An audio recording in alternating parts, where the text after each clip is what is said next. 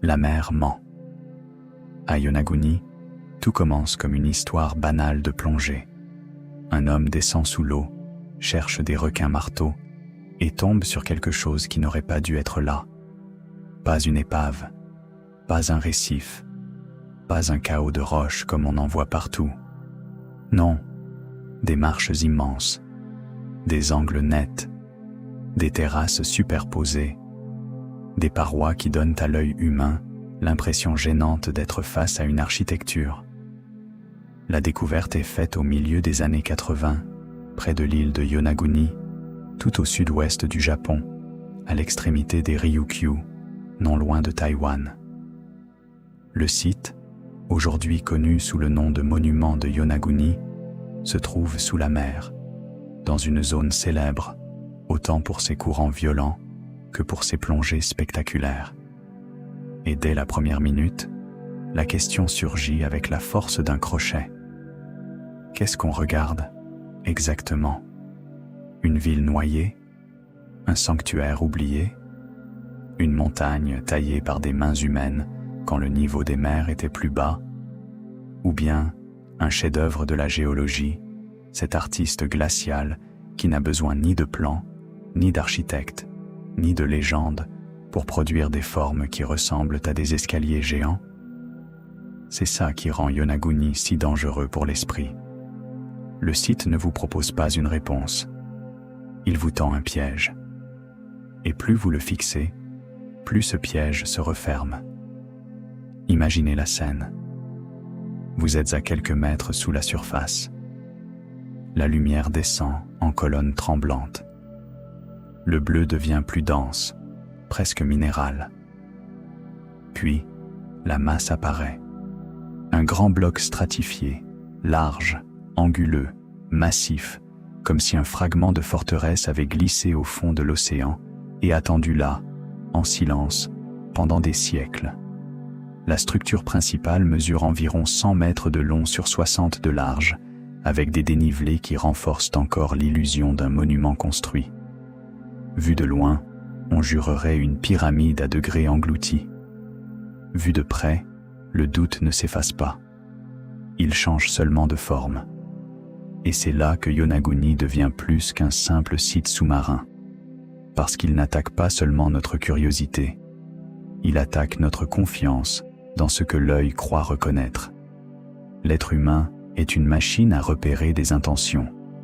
Donnez-lui 3 lignes droites, 2 angles droits et une plateforme un peu trop régulière, et il commencera à voir des murs, des escaliers, des routes, des places cérémonielles. C'est exactement pour cela que le débat autour de Yonaguni dure depuis des décennies. La question n'est pas seulement de savoir ce qu'il y a sous l'eau. La vraie question est beaucoup plus inconfortable. À partir de quel moment une forme naturelle devient-elle, pour notre cerveau, une preuve de civilisation? Le grand défenseur de l'hypothèse artificielle est le géologue marin Masaaki Kimura, qui a étudié le site pendant des années. Selon lui, certaines parties de Yonaguni ne ressemblent pas simplement à une structure humaine. Elles auraient pu être modifiées, organisées, voire construites. Il a parlé de terrasses, de voies, de plateformes, parfois même d'éléments évoquant un complexe cérémoniel. Ces interprétations ont nourri toutes les versions les plus ambitieuses de l'histoire, depuis la cité disparue jusqu'aux vestiges d'une culture très ancienne. Mais la majorité des géologues qui se sont exprimés publiquement restent beaucoup plus prudents, voire franchement sceptiques. Pourquoi ce scepticisme? Parce que la roche de Yonaguni offre précisément le genre de conditions qui peuvent produire des formes presque insultantes de régularité. On y trouve des grès anciens, stratifiés, traversés par des fractures parallèles et verticales. Dans une région tectoniquement active, sujette au séisme, ces plans de litage et ces joints naturels peuvent générer des cassures droites, des arêtes franches, des surfaces planes, des décrochements en gradins. Dit autrement, la nature, lorsqu'elle travaille avec ce type de roche, peut fabriquer quelque chose qui a l'air dessiné par un ingénieur. Des chercheurs comme Robert Schoch ont justement défendu cette lecture géologique, soulignant aussi l'existence, sur l'île même, de formations en marche qui rappellent fortement ce qu'on voit sous l'eau. Et là, vous sentez déjà le sol se dérober sous vos pieds. Parce que les deux camps disent quelque chose de vrai. Oui, Yonaguni ressemble à une œuvre humaine. Oui, la géologie locale peut produire ce genre d'apparence. Le problème, c'est qu'entre ces deux vérités, il y a un couloir de brouillard. Et dans ce brouillard, tous les fantasmes aiment s'installer. Certains y ont vu l'Atlantide japonaise. D'autres ont préféré invoquer Mu, ce continent mythique censé avoir sombré dans le Pacifique. Le nom est séduisant, bien sûr. Mu. 2 lettres et déjà une civilisation disparue. Des temples, des prêtres, des étoiles gravées dans la pierre. C'est le genre d'hypothèse qui fait frissonner une vidéo dès les premières secondes. Sauf qu'historiquement, le continent de Mu appartient davantage au domaine des constructions ésotériques modernes qu'à l'archéologie solide. Son intérêt, pourtant, ne réside pas dans sa crédibilité scientifique. Il réside dans le fait qu'il révèle quelque chose sur nous. Face à Yonaguni, l'humanité ne se contente pas de regarder un relief sous-marin. Elle projette sur lui une nostalgie immense, celle d'un passé plus ancien, plus mystérieux, plus grand que ce que nos manuels admettent. Mais ralentissons. Avant les mythes, il y a les faits. Yonaguni se trouve dans une zone où les courants sont puissants. C'est un site de plongée exigeant. La mer y attaque la roche sans relâche. Et cela compte énormément, parce que l'érosion sous-marine n'agit pas comme un sculpteur romantique avec un marteau et un ciseau. Elle agit comme une patience meurtrière. Des milliers d'années de pression, de circulation d'eau, de sable, de sel, de microfractures, de chocs tectoniques. L'érosion ne pense pas, mais elle répète. Et la répétition, dans certaines roches, produit une géométrie presque obscène de précision. C'est une idée importante, parce qu'elle casse l'argument le plus instinctif. C'est trop net pour être naturel. Justement, dans certaines conditions, le naturel peut devenir d'une netteté inquiétante. Et pourtant, il reste ce détail qui ne lâche pas l'imagination. La concentration. Un angle net passe encore. 2 terrasses, pourquoi pas. Mais quand vous voyez une succession de paliers, des surfaces qui ressemblent à des plateformes, des lignes qui paraissent se répondre, le cerveau commence à murmurer. Ça fait beaucoup. Même certains défenseurs d'une origine naturelle reconnaissent que Yonaguni est visuellement exceptionnel. Le désaccord porte moins sur l'étrangeté du site que sur son origine. Autrement dit, personne ne nie le choc visuel. On se bat seulement pour savoir s'il faut l'attribuer à la pierre ou à l'homme. Alors posons la question la plus explosive. Et si les deux camps avaient, chacun, une moitié de la réponse ? Et si Yonaguni était d'abord une formation naturelle, ensuite repérée, utilisée, retaillée, symboliquement occupée par des humains ?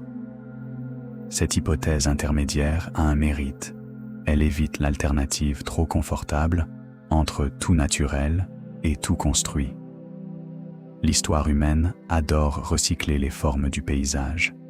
Des falaises deviennent des forteresses, des grottes deviennent des sanctuaires, des plateaux deviennent des hôtels. L'idée qu'une société ancienne ait pu exploiter une structure géologique déjà impressionnante n'a rien d'absurde en soi. Ce qui manque, ce sont les preuves directes. Des outils, des traces indiscutables de taille, des artefacts datables, quelque chose qui dise clairement « des mains humaines sont passées ici ». Et c'est précisément ce manque qui maintient Yonaguni dans sa zone d'ombre. Parce qu'en archéologie, le mot le plus cruel n'est pas faux, c'est insuffisant. Or l'insuffisance, à Yonaguni, est partout. Pas assez de certitude pour consacrer le site comme monument humain. Pas assez de banalité non plus pour le balayer d'un revers de main. Ce n'est pas rien, il existe des mystères qui se dissipent dès qu'on les éclaire. Yonaguni, lui, reste étrange, même quand on essaie d'être raisonnable. Et c'est probablement pour cela que le site continue de hanter autant les plongeurs, les amateurs d'énigmes et les chercheurs à la frontière du doute. Il faut aussi parler du temps. Le temps, dans cette histoire, agit comme une lame à double tranchant. Si la structure était entièrement artificielle, et si elle avait été construite à une époque où elle se trouvait hors de l'eau, alors on entre immédiatement dans un problème vertigineux. À quelle date ? Selon les hypothèses les plus audacieuses, il faudrait remonter à des périodes où le niveau de la mer était plus bas qu'aujourd'hui. Cela repousserait considérablement l'ancienneté possible du site et obligerait à réévaluer ce que l'on croit savoir des sociétés capables de bâtir de grands ensembles. Kimura a proposé plusieurs chronologies au fil du temps, allant d'une très grande antiquité à des dates plus récentes liées à une submersion ultérieure. Mais ces scénarios ne font pas consensus, loin de là. Des archéologues ont jugé ces reconstructions très fragiles. Et c'est là que le mystère devient plus profond que la pierre elle-même. Car Yonaguni ne menace pas seulement une chronologie. Il menace un confort intellectuel. Nous aimons croire que le passé est solidement rangé. D'abord les chasseurs-cueilleurs, puis les villages, puis les monuments, puis les États, puis l'histoire écrite. Une belle ligne, propre, rassurante. Mais chaque fois qu'un site ambigu surgit quelque part dans le monde, cette ligne se met à trembler. Pas forcément parce que le site renverse l'histoire, mais parce qu'il nous rappelle que l'histoire réelle a rarement la politesse d'être linéaire. Regardez comment le récit populaire s'empare de Yonaguni. Il ne dit jamais « voici une formation géologique remarquable dans un contexte tectonique actif ». Non, il dit « une cité perdue, une pyramide engloutie, l'Atlantide du Japon ». Pourquoi ? Parce que le monument, qu'il soit naturel ou non, met le doigt sur une fracture intime dans notre rapport au monde. Nous avons beau vivre entourés de satellites, de scanners, de cartes bathymétriques et de modèles numériques, nous voulons encore qu'il reste quelque part une porte entr'ouverte sur l'inexplicable. Yonaguni, c'est cette porte. Et la mer joue parfaitement son rôle de gardienne. Elle montre assez pour exciter l'esprit, jamais assez pour le satisfaire. Il y a quelque chose de presque cruel dans ce décor. L'île de Yonaguni elle-même, battue par les vents et isolée au bord du Japon, a déjà l'allure d'une frontière. Pas seulement une frontière géographique, une frontière mentale. Au-delà, c'est Taïwan. Plus loin, les routes du Pacifique. Sous la surface, la roche. Et dans la roche, cette question que personne n'a encore réussi à faire taire. Sommes-nous face à une illusion parfaite ou à un souvenir brisé ? Les partisans du naturel aiment rappeler un point décisif. La structure principale n'est pas un empilement de blocs rapportés, mais une masse rocheuse liée au substrat. Ce n'est pas un mur bâti pierre par pierre, du moins pas dans ce qu'on observe aujourd'hui. Cet argument est fort, très fort, parce qu'il éloigne l'image facile d'une cité classique effondrée sous les vagues. On ne regarde pas des ruines au sens ordinaire, on regarde un relief. Mais cela n'éteint pas le mystère, cela le transforme, car un relief peut être naturel, puis modifié. Un socle peut exister avant le geste humain, et parfois, un site devient sacré précisément parce que la nature l'a préparé. Vous voyez le piège ? À chaque fois qu'on croit avoir trouvé une issue, une autre porte s'ouvre. Si c'est naturel, pourquoi cela ressemble-t-il autant à une construction ? Si c'est artificiel, où sont les preuves incontestables ? Si c'est hybride, comment le démontrer sans tomber dans la projection ? Yonaguni fonctionne comme une machine à produire du doute structuré. Pas du chaos, pas de la confusion pure. Un doute propre, presque géométrique, à l'image du site lui-même. Et puis, il y a ce détail, rarement assez soulignés, qui changent tout dans une narration. Yonaguni n'est pas enterré dans le désert. Il n'est pas perdu dans une jungle inaccessible. Il est sous une mer vivante, en mouvement constant. Cela signifie que nous ne l'observons jamais dans des conditions parfaitement neutres. Les courants brouillent, l'angle de lumière transforme, les ombres mentent, la profondeur magnifie. Sous l'eau, l'œil ne se comporte pas comme sur terre. Les proportions semblent glisser. Les perspectives se déforment. Une simple ligne devient une avenue. Une terrasse devient une scène rituelle. La mer n'est pas seulement le lieu du monument. Elle est un personnage. Et un personnage qui adore exagérer. Alors, que cachent les ruines englouties de Yonaguni?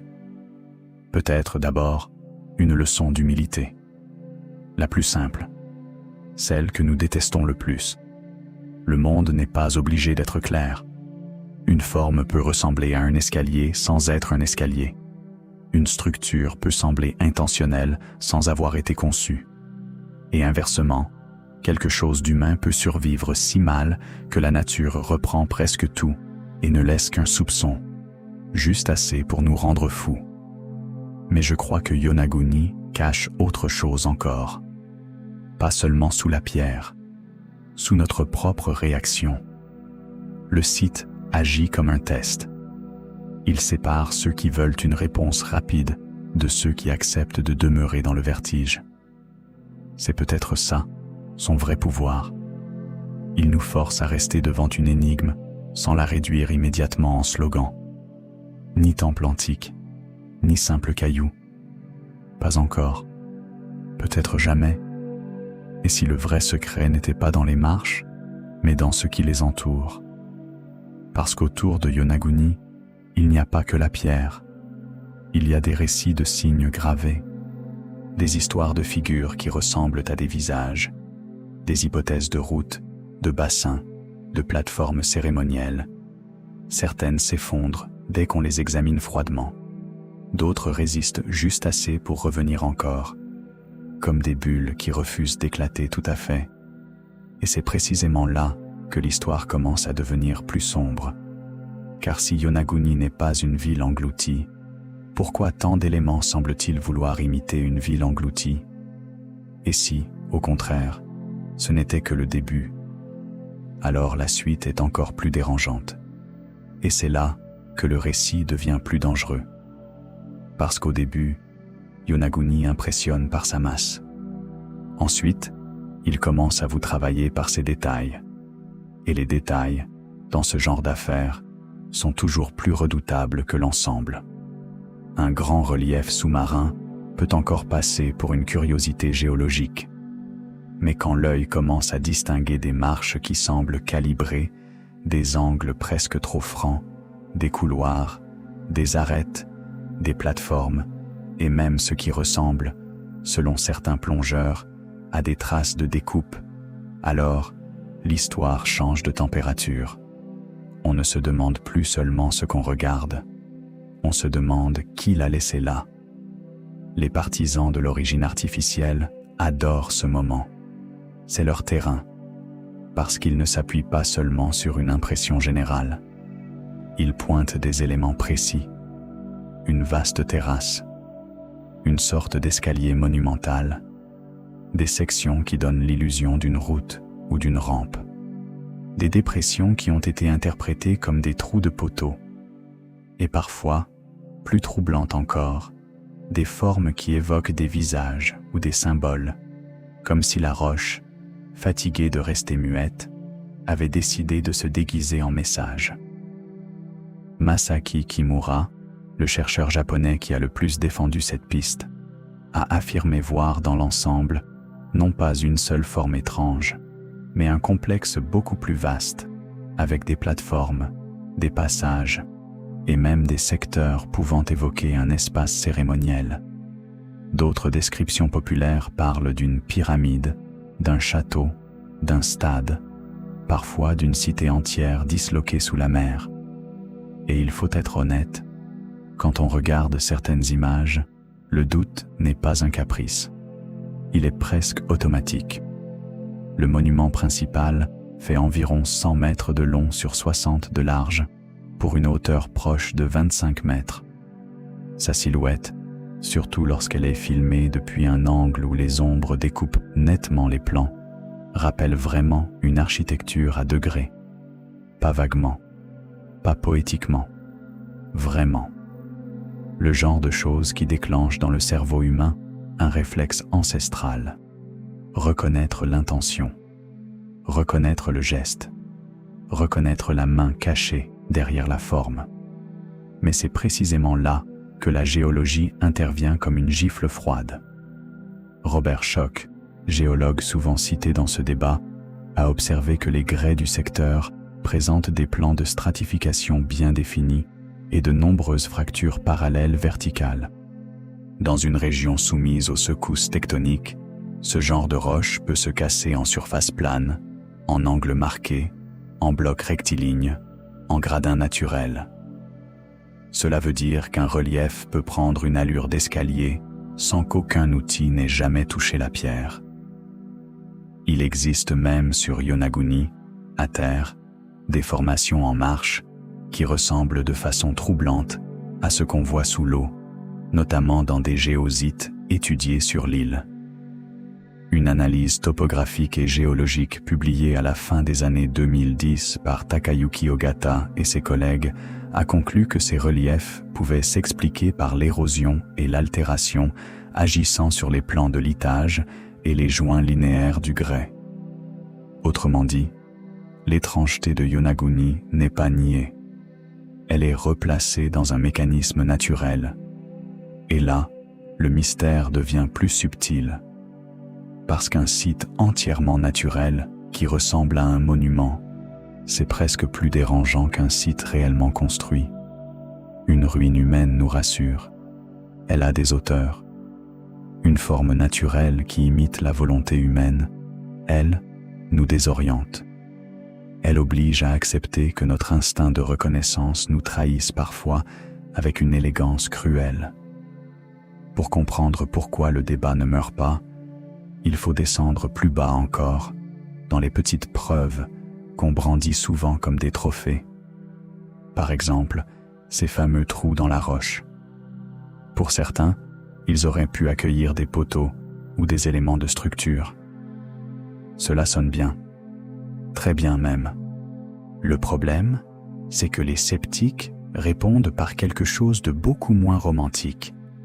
Des tourbillons sous-marins peuvent creuser des dépressions, et certaines lignes de petites cavités peuvent aussi être liées à des processus naturels ou à l'action d'organismes marins exploitant les faiblesses de la roche. Même les supposées gravures ont été interprétées par des critiques comme de simples éraflures naturelles. Voilà toute la malédiction de Yonaguni. Presque chaque indice possède un double fond. Vous croyez tenir une preuve, et elle se transforme en phénomène banal. Puis vous commencez à la considérer comme banale, et son étrangeté revient vous saisir par derrière. Il y a un autre point, moins spectaculaire, mais central. La structure n'est pas composée de blocs assemblés comme un mur classique. Une grande partie de ce qu'on observe semble liée au substrat rocheux lui-même. C'est un argument lourd contre l'idée d'une ville bâtie pierre par pierre puis effondrée. On ne regarde pas, du moins à première vue, un amas d'éléments rapportés. On regarde une masse, un corps de roche continu. Et ça change tout.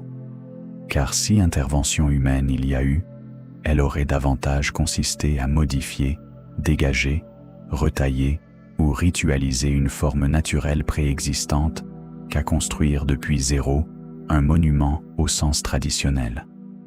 Cette hypothèse intermédiaire reste séduisante précisément parce qu'elle respecte ce que l'on voit sans forcer le réel à choisir entre deux extrêmes.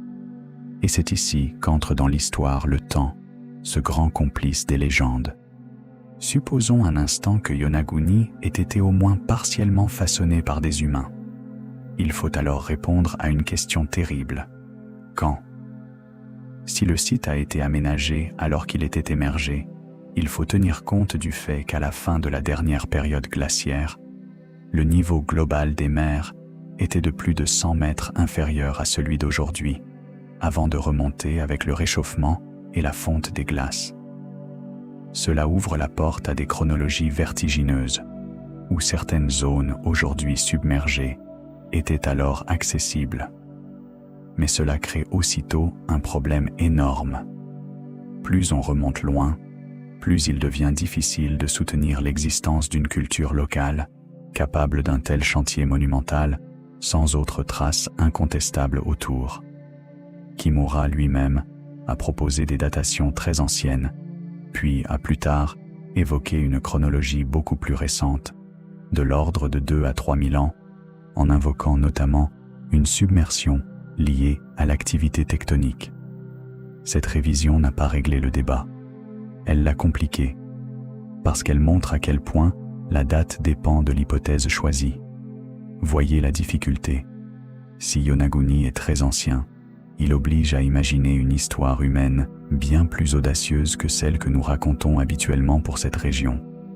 S'il est beaucoup plus récent, il faut expliquer comment un site aussi spectaculaire aurait pu ne laisser presque aucune trace culturelle claire autour de lui. Dans un cas, l'archéologie vacille. Dans l'autre, la logique vacille. Voilà pourquoi le monument résiste si bien.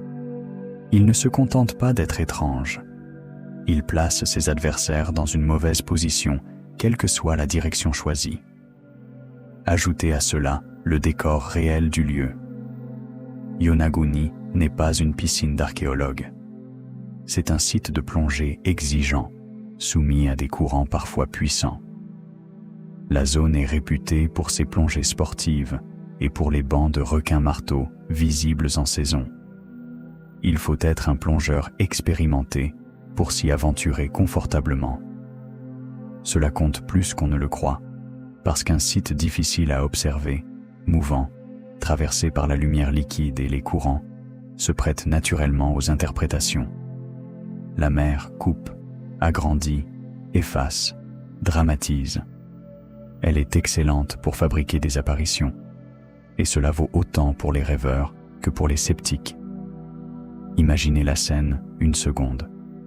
Vous avancez contre le courant. Autour de vous, le bleu tremble. La roche surgit, puis disparaît dans les oscillations de lumière. À certains angles, une surface devient un mur. À d'autres, le même mur s'écrase en pente. Une faille ressemble à une entrée. Une ombre dessine un visage. Et soudain, dans le lointain, passe une silhouette de requin-marteau. On comprend pourquoi Yonaguni a si vite cessé d'être un simple sujet géologique.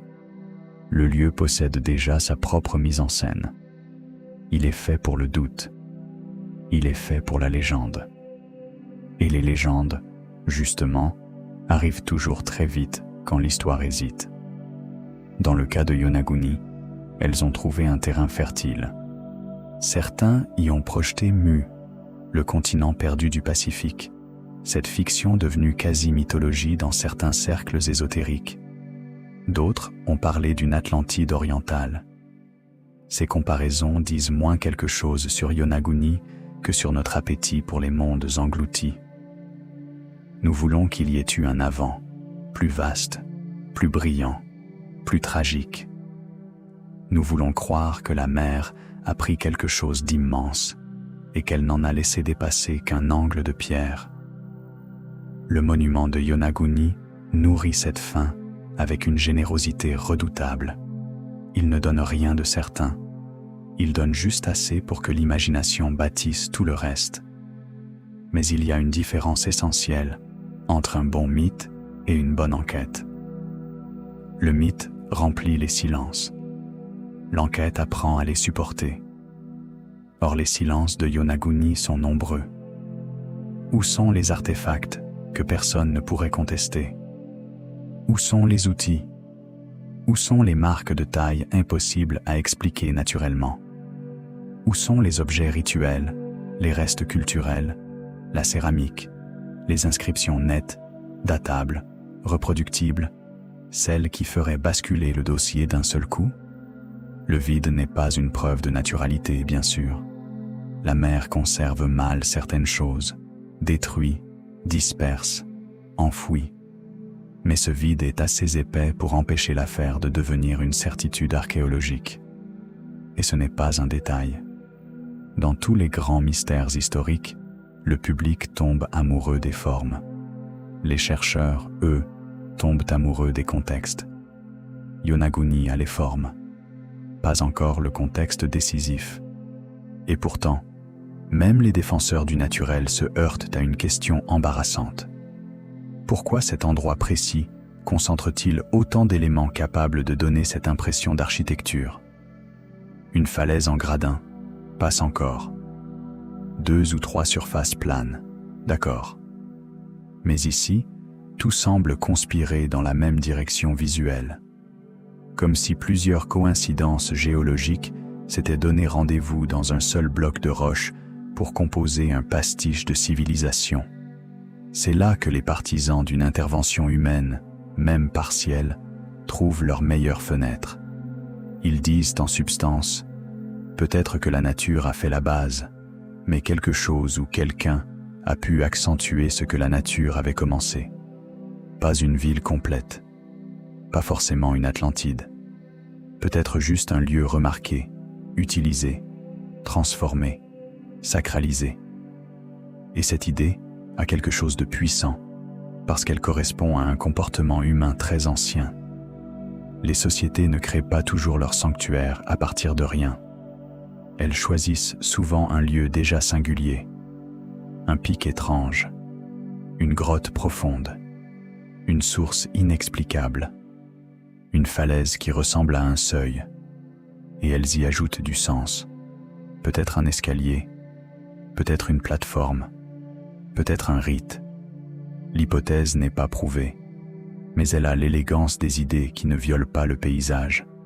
Le problème, c'est qu'à Yonaguni, même l'élégance ne suffit pas, car plus on avance, plus un soupçon terrible se dessine. Et si le vrai secret du site n'était pas de savoir s'il est artificiel ou naturel? Et si cette question, malgré tout ce qu'elle provoque, n'était qu'un écran? Peut-être que ce qui fascine à Yonaguni, ce n'est pas la réponse. C'est l'endroit exact où la réponse cesse d'être simple.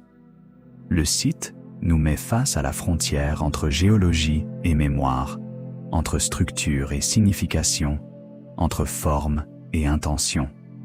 En d'autres termes, il nous montre à quel point l'être humain est incapable de regarder un paysage extrême sans vouloir y lire une histoire. C'est peut-être pour cela que tant de gens parlent de ruines, même quand ils savent que le mot est trop fort. Le mot ruine est une confession. Il avoue notre besoin de filiation. Si c'est une ruine, alors quelqu'un est passé avant nous. Si quelqu'un est passé avant nous, alors nous ne sommes pas les premiers à poser des questions au bord du monde. Et si nous ne sommes pas les premiers, alors il existe peut-être une mémoire plus ancienne que nos cartes, plus vaste que nos musées, plus têtue que nos chronologies. À Yonaguni, le fond de la mer n'offre pas cette mémoire. Il l'insinue. Et c'est pire, parce que l'insinuation ne meurt jamais complètement. Une preuve nette peut être réfutée. Une insinuation, elle, continue de respirer dans l'angle des images, dans les récits de plongée, dans les silences des rapports, dans chaque nouvelle vidéo où l'on croit apercevoir un escalier impossible. Elle revient. Toujours. Comme la houle. Alors peut-être que la mauvaise question est « Qui a construit Yonaguni ?» La vraie question est peut-être « Pourquoi avons-nous tellement besoin que quelqu'un l'ait construit ?» Parce que derrière cette obsession, il y a autre chose. Quelque chose de plus ancien que le Japon, plus profond que le Pacifique. Une peur très simple, celle que la nature soit capable, à elle seule, de produire des formes qui nous ressemblent tellement qu'elles nous obligent à admettre une parenté troublante entre notre architecture et le chaos du monde. Et si c'était le cas, alors ce que Yonaguni cache n'est pas seulement un passé englouti, il cache une idée encore plus dérangeante, l'idée que certaines ruines n'appartiennent à personne. Et quand une ruine n'appartient à personne, elle finit toujours par appartenir aux mythes. Les mythes arrivent toujours après la vague, avant les récits de continents perdus, avant les pyramides sous-marines, avant les vidéos au titre trop parfait. Il y a quelque chose de beaucoup plus simple et beaucoup plus brutal. La mer monte, la terre casse, et des paysages entiers disparaissent sans laisser d'adresse. C'est peut-être ça, le vrai vertige de Yonaguni. Pas seulement la forme de ses marches, pas seulement ses angles, mais l'idée que, dans cette partie du monde, l'eau et la pierre ont passé des millénaires à réécrire la carte, encore et encore, jusqu'à rendre plausible presque n'importe quelle hypothèse. Yonaguni se trouve au bord du système tectonique des Ryukyu, dans une région où les plaques, les failles, les soulèvements et les secousses ne sont pas une note de bas de page, mais une force de fond. Et cette simple donnée change la lumière entière du mystère. Parce qu'à partir du moment où un paysage vit sur une frontière géologique, plus rien n'est vraiment immobile. Les côtes se déplacent à l'échelle des siècles. Les falaises se fissurent. Le fond marin se transforme. Une terrasse naturelle peut s'effondrer. Un plateau peut être découpé, fracturé, déplacé. Une zone émergée peut finir sous l'eau. Une zone sous-marine peut au contraire être soulevée au fil du temps. Les chercheurs qui insistent sur l'origine naturelle du monument rappellent d'ailleurs que Yonaguni est composé de grès et de mudstone du groupe de Yaeyama, avec des plans de litage et des fractures parallèles qui favorisent ces cassures étonnamment régulières.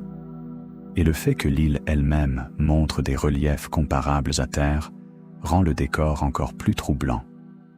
La monumentalité n'est peut-être pas un accident isolé au fond de la mer, mais une manière qu'a cette géologie locale de parler. Voilà pourquoi la question devient plus large que Yonaguni. Car si cette zone est capable de produire naturellement des formes presque architecturales, alors l'affaire n'est plus seulement archéologique, elle devient philosophique. Qu'est-ce qu'un monument, au juste ? Est-ce seulement une forme créée par des mains humaines ?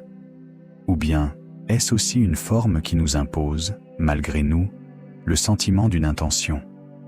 Yonaguni brouille cette frontière comme très peu de sites au monde. Il ressemble à une ruine. Il fonctionne comme une ruine. Il déclenche les mêmes réflexes mentaux qu'une ruine. Mais il refuse obstinément de signer son nom au bas de la page. Et pourtant, il faut avoir le courage de regarder l'autre possibilité en face, non pas la plus spectaculaire, la plus réaliste, celle qui fait moins rêver, mais beaucoup plus trembler.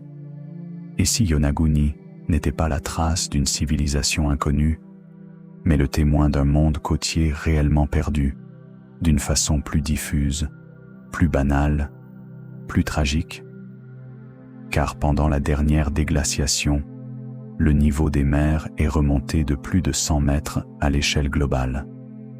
Cela veut dire que d'immenses portions du littoral ancien ont été noyées partout dans le monde. Des campements, des zones de passage, des rivages fréquentés, des lieux de pêche, des sites rituels très simples ont pu disparaître sous l'eau sans laisser derrière eux de pyramides, de statues géantes, ni de murs spectaculaires. Pas de grande Atlantide. Quelque chose de plus crédible et au fond, de plus poignant. Des mondes modestes, avalés par la mer. Cette idée change tout, parce qu'elle retire à Yonaguni son costume de légende facile pour lui donner un rôle plus dérangeant. Et si le site n'était pas le vestige direct d'une cité disparue, mais l'aimant visuel qui attire vers lui une mémoire engloutie bien plus vaste. En d'autres termes, peut-être que le monument lui-même est naturel, ou surtout naturel, mais qu'il se dresse dans une région où l'idée d'un passé côtier submergé est, elle, parfaitement plausible. Là est le piège ultime. Le faux monument pourrait pointer vers un vrai oubli. C'est une hypothèse moins glamour qu'un empire perdu, bien sûr. Elle ne promet ni prêtres, ni machines impossibles, ni bibliothèque de pierre au fond du Pacifique. Mais elle possède une force que les grandes fictions n'ont pas. Elle colle au comportement réel de la planète. La Terre noie des côtes. Elle l'a toujours fait. Elle les soulève aussi. Elle les brise. Dans les îles Ryukyu, cette instabilité n'est pas théorique. Les études sur la région montrent un contexte de subduction actif, des indices de soulèvement différentiel, et même l'histoire locale garde la mémoire de tsunamis dévastateurs, comme celui de Yaeyama en 1771, lié à un séisme et peut-être à un glissement sous-marin, selon certaines recherches. Ce détail est capital, pas parce qu'il explique Yonaguni à lui seul, mais parce qu'il rappelle que dans cette partie de l'océan, la mer n'est pas un décor. C'est une force d'effacement. Maintenant, imaginez ce que cela signifie à l'échelle humaine. Vous vivez sur une côte, il y a des millénaires. Vous connaissez les passes, les plateaux rocheux, les zones où le poisson tourne, les promontoires où l'on observe les étoiles ou les saisons. Puis, le rivage recule. Puis, une tempête emporte une partie de la grève.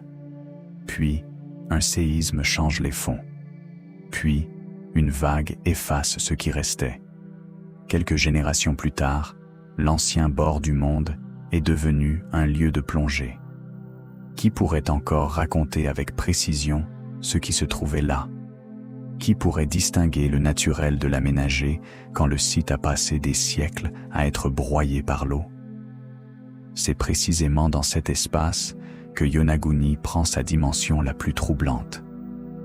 Non plus comme preuve d'une civilisation inconnue, mais comme point de condensation entre trois mémoires différentes.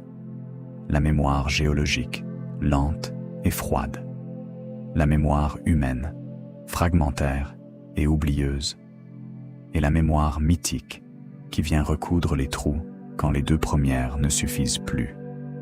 Regardez comme tout se mélange, ici. D'un côté, la découverte moderne du site remonte à 1986, lorsque Kihachiro Aratake, qui cherchait des requins-marteaux, est tombé sur cette forme sous-marine devenue célèbre. De l'autre, la popularité du lieu repose encore aujourd'hui sur des plongées difficiles, des courants rapides, et sur ces mêmes requins-marteaux qui traversent la zone en saison, donnant au site un décor presque surnaturel. Vous ne descendez pas à Yonaguni dans un silence de musée. Vous entrez dans un territoire vivant, nerveux, où des silhouettes d'animaux archaïques croisent des lignes de pierre qui ressemblent à des escaliers géants. Rien d'étonnant à ce que le cerveau glisse presque immédiatement du réel au symbolique. Et ces requins-marteaux, justement, jouent un rôle étrange dans l'imaginaire du lieu.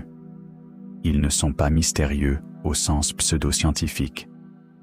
Ce sont des animaux bien réels, observés dans les eaux de Yonaguni entre l'automne et le printemps, selon les conditions.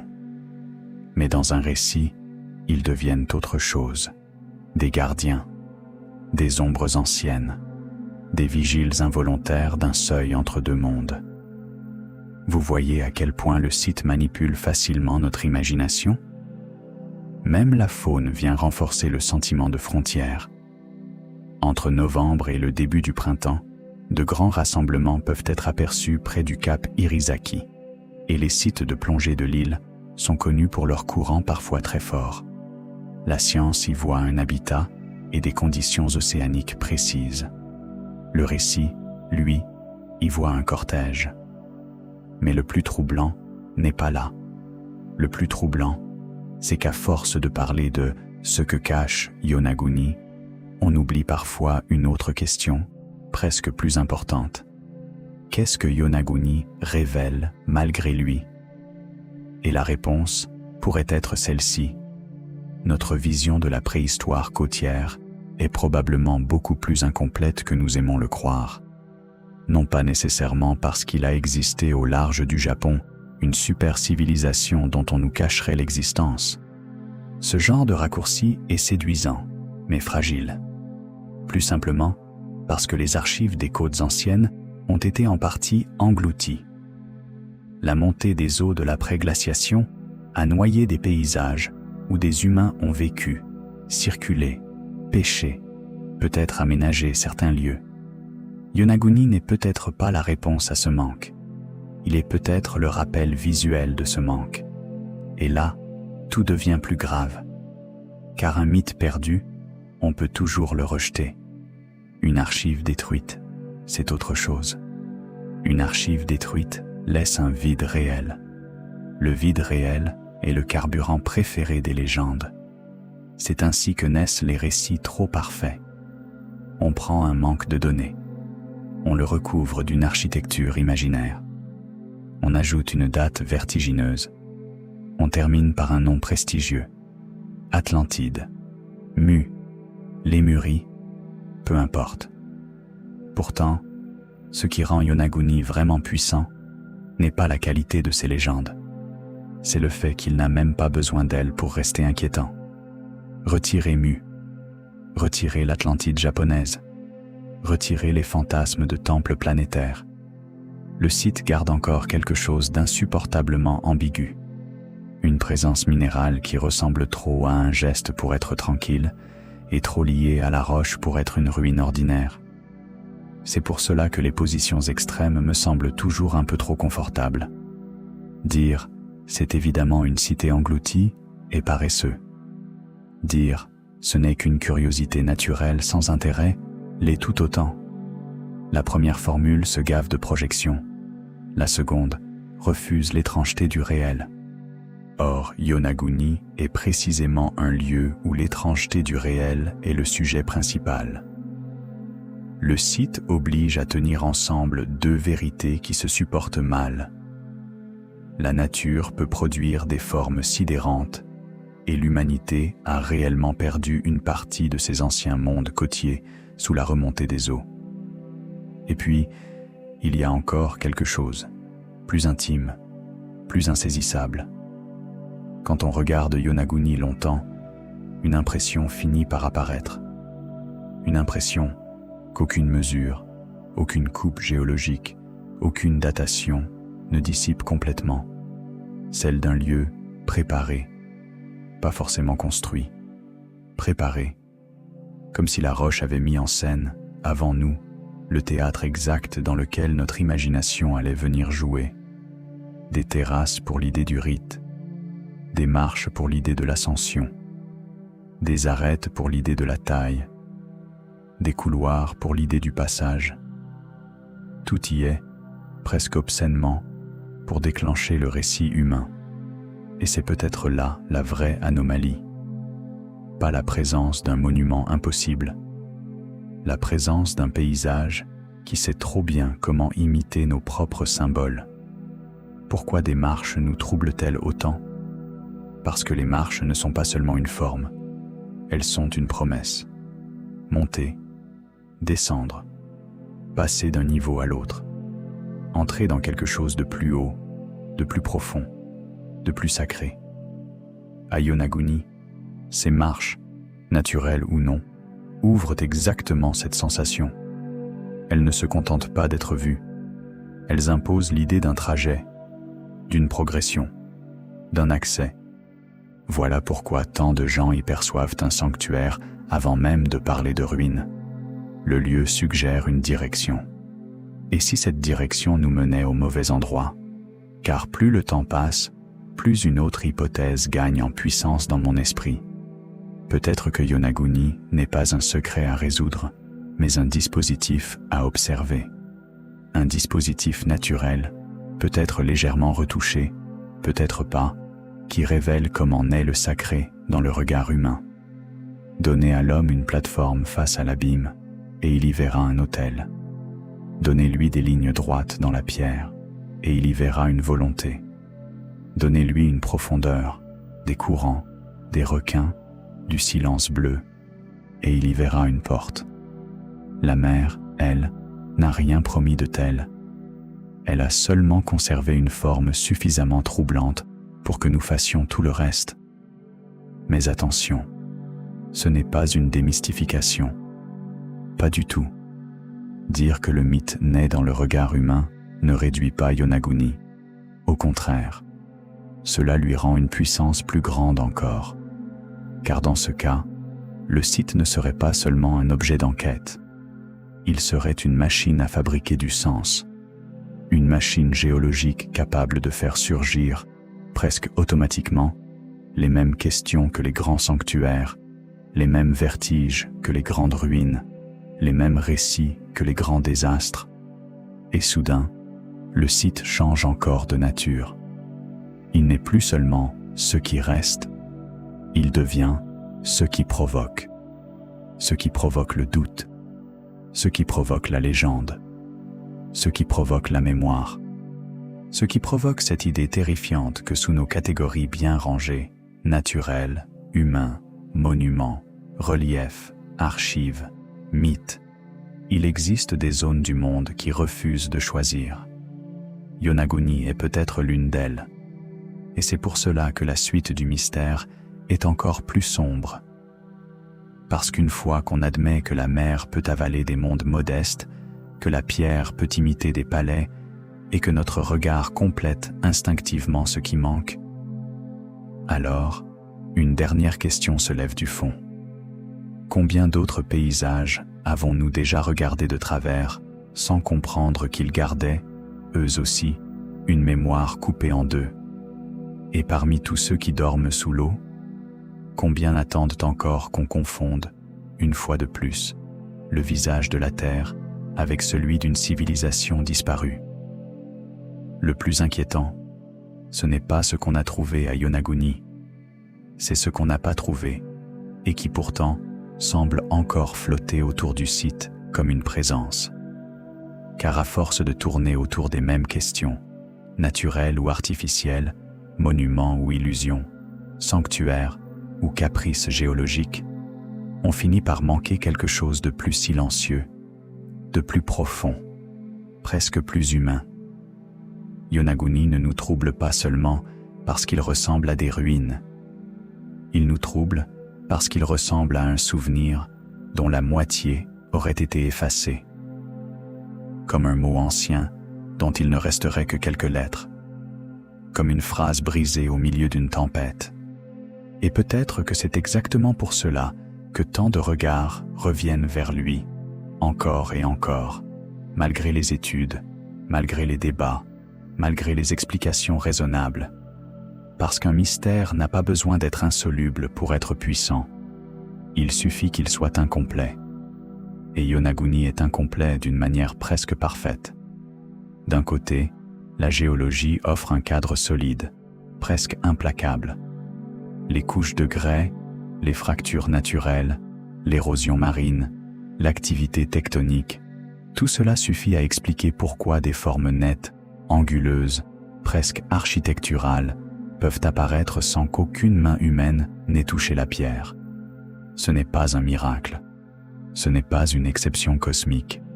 C'est la matière qui travaille avec obstination pendant des milliers d'années jusqu'à produire un résultat que l'œil humain interprète comme une volonté. Mais de l'autre côté, il y a ce malaise persistant. Cette impression que le site ne se contente pas de ressembler vaguement à une construction. Il semble jouer avec cette ressemblance, l'exagérer, l'assumer presque, comme si la nature, ici, avait pris un malin plaisir à se rapprocher dangereusement du langage de l'architecture humaine. Des terrasses, des paliers, des arêtes franches, des lignes qui semblent se poursuivre, des surfaces qui évoquent des plateformes. Ce n'est pas simplement étrange, c'est organisé comme une étrangeté. Et c'est là que le cerveau humain devient lui-même une pièce du puzzle. Nous aimons croire que nous observons le monde avec neutralité. En réalité, nous arrivons toujours chargés d'images anciennes. nous portons en nous des milliers d'années de réflexes symboliques. Dès que nous voyons une élévation en degrés, nous pensons temple, pyramide, rituel, hiérarchie, ascension. Dès que nous voyons une plateforme, nous imaginons cérémonie, regard tourné vers l'horizon, gestes répétés par des générations disparues. Dès que l'eau engloutit une forme ambiguë, nous entendons presque automatiquement le vieux battement des récits perdus, villes noyées, peuples oubliés, savoir englouti. Ce n'est pas une faiblesse, c'est un mécanisme profondément humain. Nous ne vivons pas seulement dans le monde, nous le traduisons. Et Yonaguni, peut-être plus que n'importe quel autre site sous-marin, attaque précisément cette frontière entre ce qui est là et ce que nous y ajoutons. Alors, qu'est-ce qu'il cache vraiment? Peut-être pas une cité, peut-être pas un temple, peut-être pas même un monument. Peut-être qu'il cache quelque chose de beaucoup plus dérangeant. La preuve que certaines formes du monde sont capables, à elles seules, de réveiller tout l'appareil mythique de l'esprit humain. Et si c'est vrai, alors le site n'est pas moins fascinant. Il l'est davantage. Parce qu'il cesse d'être seulement une curiosité sous-marine pour devenir un miroir géologique, dressé sous l'eau, dans lequel notre besoin de sens, de passé et de secret vient se refléter avec une netteté presque cruelle. Mais attention, il ne faut pas tomber dans l'excès inverse. Dire que tout se joue dans notre imagination serait trop simple, trop élégant, trop confortable, là encore. Car la planète, elle aussi, a ses pertes réelles. Et c'est là que Yonaguni nous ramène au bord d'une vérité plus grave. Nous savons que les mers sont montées. Nous savons que des rivages ont disparu. Nous savons que des lieux habités, fréquentés, exploités par des humains préhistoriques sont aujourd'hui sous l'eau dans de nombreuses régions du monde. Nous savons aussi que les zones côtières ont souvent été des couloirs de vie, de pêche, de circulation et peut-être de rites. Cela veut dire que, même si Yonaguni n'est pas une ville engloutie, la mer, elle, a réellement pris des mondes. Pas des empires forcément, pas des continents de romans, mais des mondes humains quand même. Et cela suffit à donner au site une profondeur presque insupportable. Parce qu'alors, le monument de Yonaguni n'est plus seulement une énigme visuelle. Il devient le symbole d'un problème plus vaste. Tout ce que l'archéologie côtière a peut-être perdu avant même d'avoir pu le nommer. Des traces fragiles, des lieux sans pierre monumentale, des espaces de vie modestes, des savoirs du rivage, des repères saisonniers, des passages, des gestes quotidiens. La mer ne fait pas de tri sentimental. Elle avale le grand et le petit avec la même indifférence. Voilà pourquoi les grands fantasmes sur Yonaguni ont tant de succès.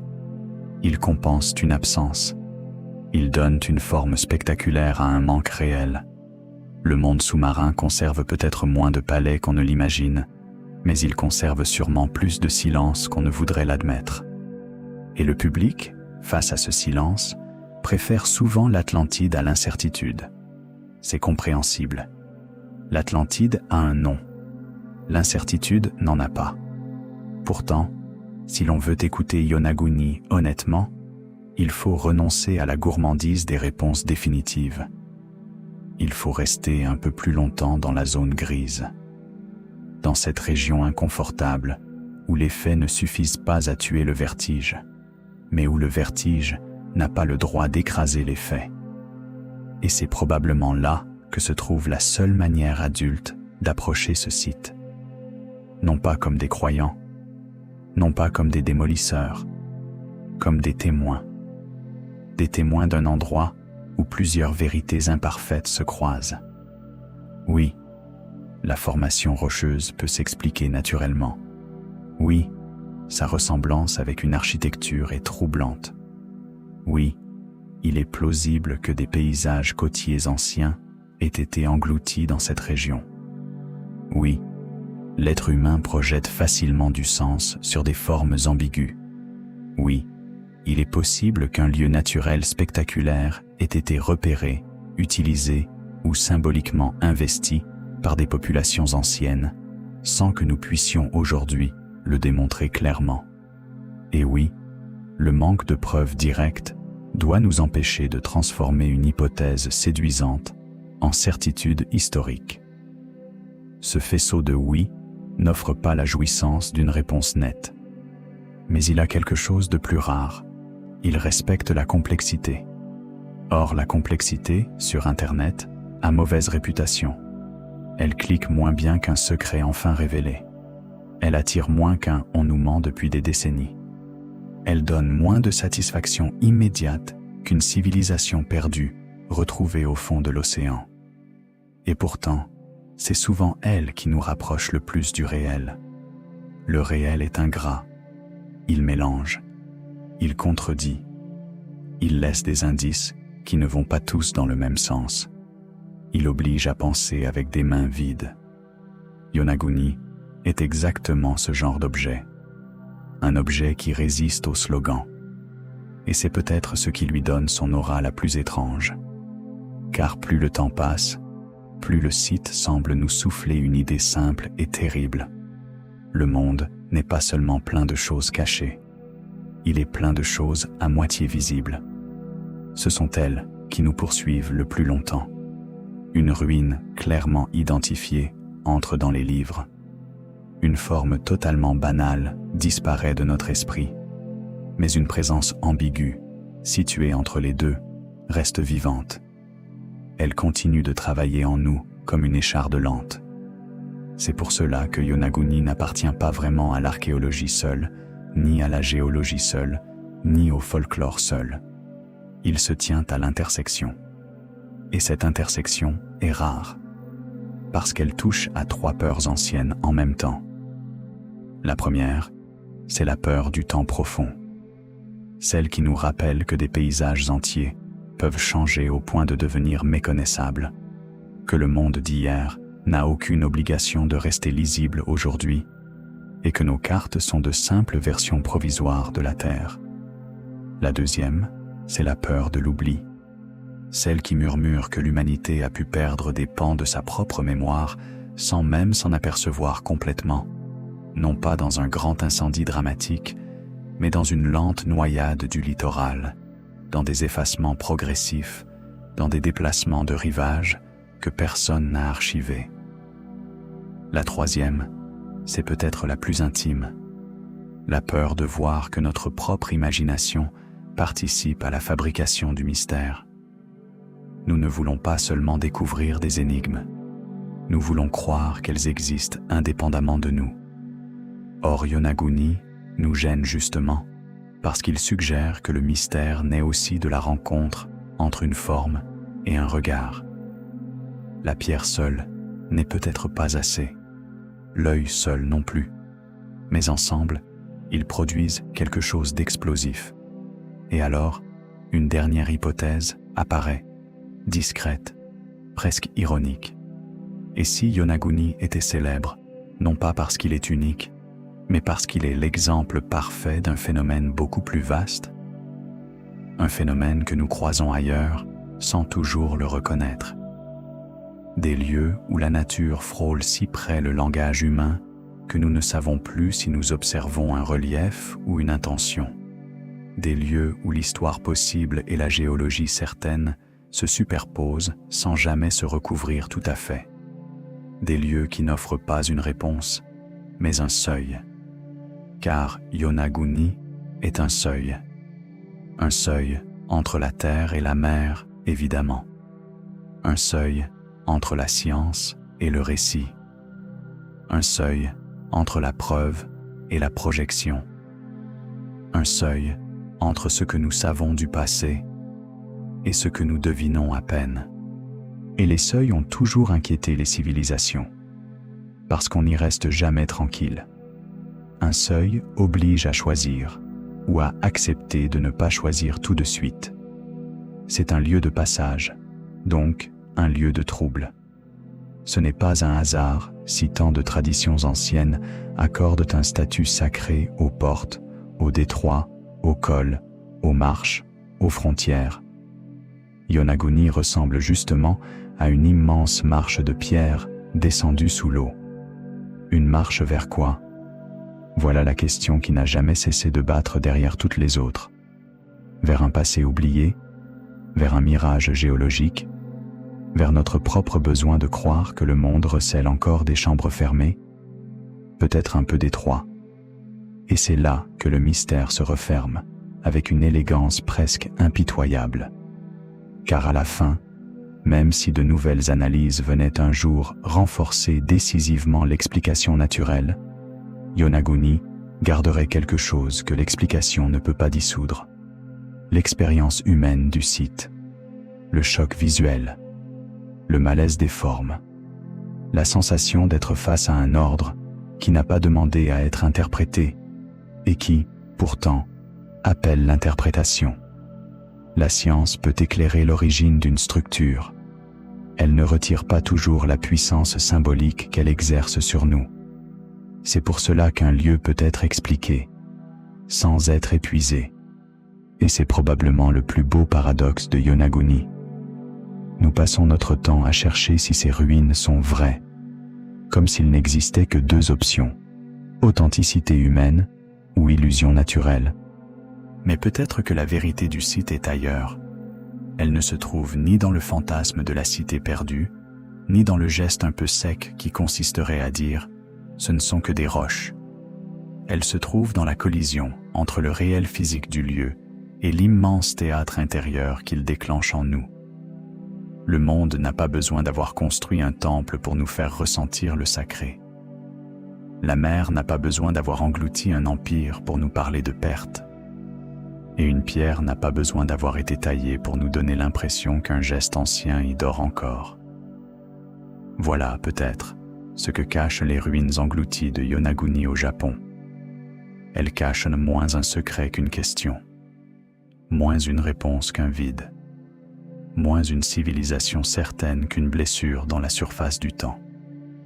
Elles nous rappellent que le passé n'est pas un musée parfaitement rangé, qu'il existe des lieux où l'histoire s'est dissoute plus vite que les récits, des lieux où la nature garde des formes si troublantes qu'elles ressemblent à des souvenirs, des lieux où l'on comprend tout à coup que ce qui a disparu ne reviendra peut-être jamais assez clairement pour être nommé. Et c'est peut-être mieux ainsi, parce qu'un mystère totalement dissous cesse de respirer, alors qu'un mystère juste assez éclairé pour rester vivant continue d'agir en nous, longtemps après l'image, longtemps après la plongée, longtemps après la fin de la vidéo. Yonaguni fait partie de ces rares lieux, des lieux qui ne se contentent pas d'exister, des lieux qui vous suivent. La prochaine fois que vous verrez sous l'eau une terrasse de pierre, un angle trop droit, une ombre ressemblant à une entrée, posez-vous cette question. Êtes-vous en train de regarder une ruine, ou le moment exact où votre esprit commence à en inventer une? Et peut-être qu'au fond, le vrai secret est là, dans cette frontière minuscule, presque invisible, entre ce que la terre a façonné et ce que l'homme, incapable de supporter le silence, ajoute pour ne pas rester seul face à l'abîme. Merci d'avoir voyagé jusqu'au bout avec moi dans ce mystère.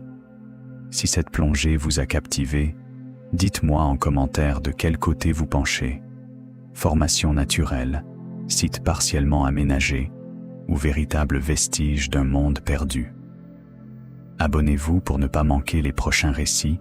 Laissez un like si vous aimez ce genre d'énigmes où la science et le vertige se croisent. Et surtout, gardez toujours un peu de doute dans votre regard. C'est souvent là que commencent les histoires les plus fascinantes. À très bientôt.